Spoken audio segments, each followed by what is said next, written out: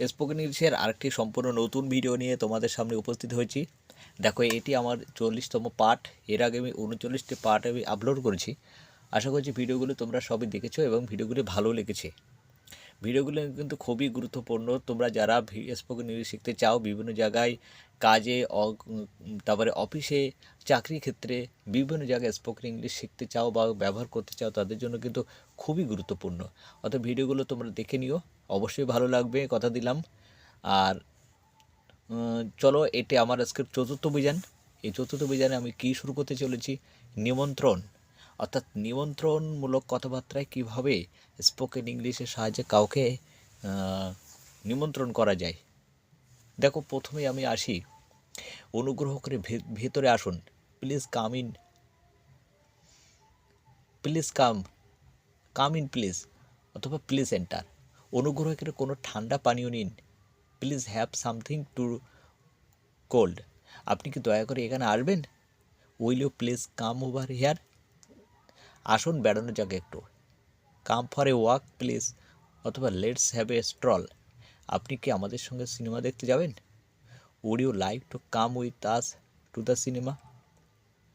আপনি কি আমাদের সাথে সারাদিন থাকবেন? Would you spend the whole day with us. তেমনটা করতে পারলে আমি খুশিই হব। I shall be glad to do so.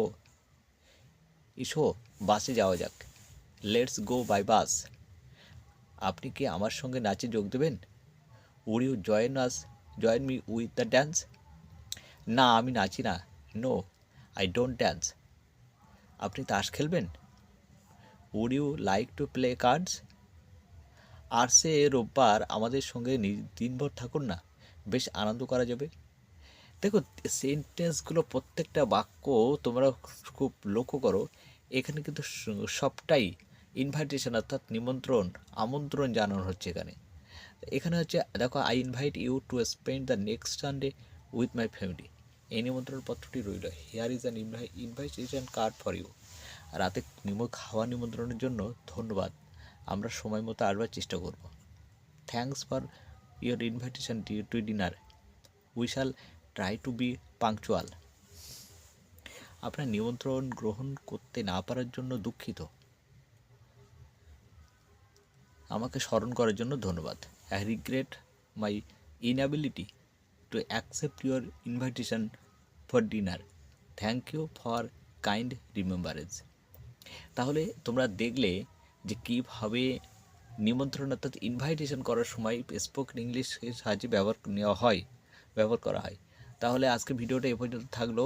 যারা নতুন চ্যানেলে এখনও পর্যন্ত চ্যানেলটি সাবস্ক্রাইব করোনি, অবশ্যই সাবস্ক্রাইব করে দিও, যাতে করে ভিডিও বানানোর সঙ্গে সঙ্গে সেগুলো পেয়ে যাও। আর যারা সাবস্ক্রাইব করেছো তাদেরকে অসংখ্য ধন্যবাদ পাশে থাকার জন্য।